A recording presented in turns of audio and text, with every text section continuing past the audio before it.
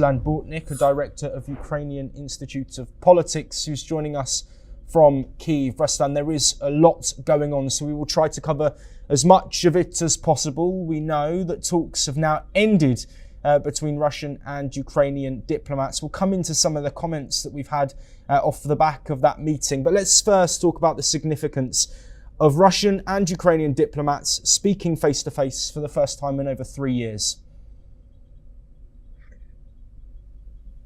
I think it's a great achievement in this situation because, it works of Donald Trump administration, very important works because this new United States administration was able to change general political narrative about this war from the war till the end, till the victory, to the peace dialogue, to the direct dialogue between the sides.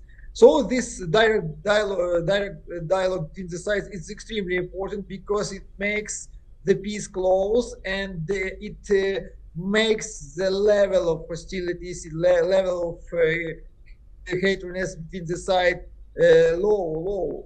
But I think we are still far away from the agreement, from a peaceful agreement, because the existential positions of the sides are still far away from each other, and no one is ready to go to the significant concessions toward each other. Yes, absolutely, Ruslan. Some sources have revealed, a Ukrainian source that is, that demands were set that were, accordingly to them, unrealistic and go far beyond anything ever discussed. Given the fact that this isn't heads of state at the meeting and instead is diplomats of differing seniority, how significant are these meetings in the wider scope of getting a permanent ceasefire, an unconditional ceasefire agreed? I think we have a situation of continuation of the fight but by another methods, by diplomatic methods. Because due last weeks, both sides were trying to compete each other in topics of diplomacy. Russia suggested a 3-day ceasefire.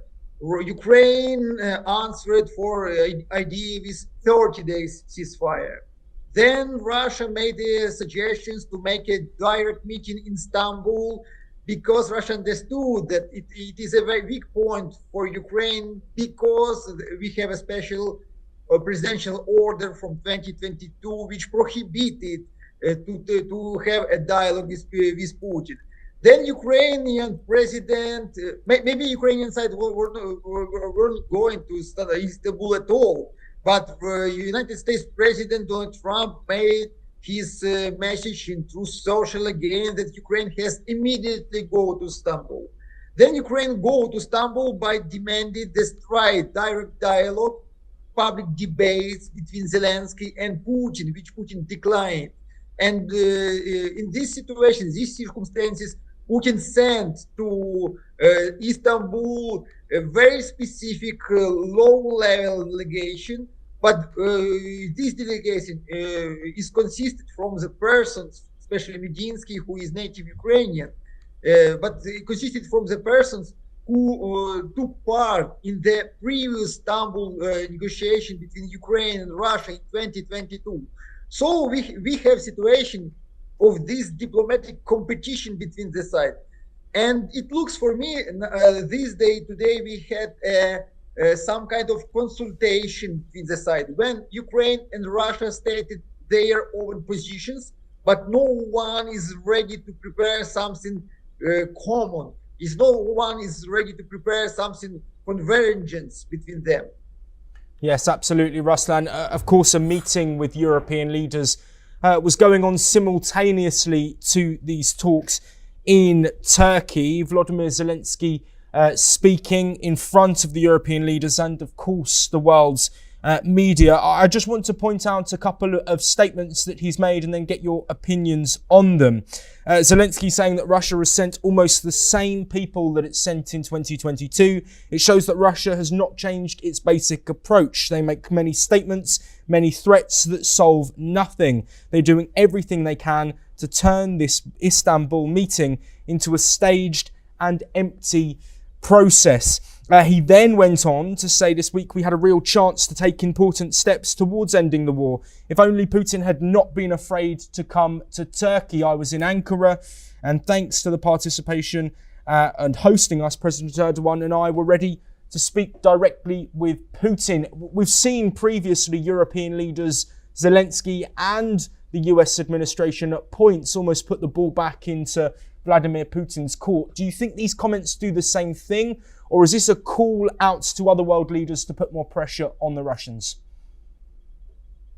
I think it's Ukrainian strategy to have a straight debate between Zelensky and Putin, because Zelensky is absolutely sure that he will win these debates. And even Trump has a troubles with Zelensky in Oval Room. We remember it. Zelensky is very bright, very passionate public leader with very good experience of public statements and so on. And nowadays, main Ukrainian goal is not achieving the agreement with Russia. We need to understand. Ukrainian main goal is saving the Western support, is saving the cooperation with European Union and United States. And so Ukraine now is doing everything which putting Russia in a bad position, and which helping Ukraine to look like a main peace defender and not a trouble in peace process. Yes, absolutely, Ruslan.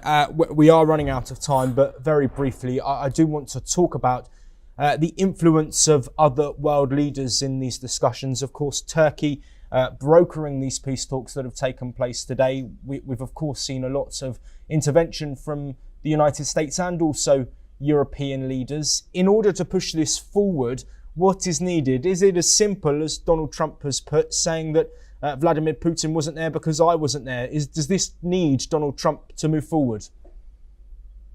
I think the main consequences from this meeting could be only the next meeting, the appointment for the next meeting. And the main result of this dialogue of the last days, it will be the straight dialogue between Putin and Trump. Because Trump officially recognized that without Trump, without the United States administration, this conflict cannot be resolved. So we are waiting for the straight dialogue between Putin and Trump in the next week.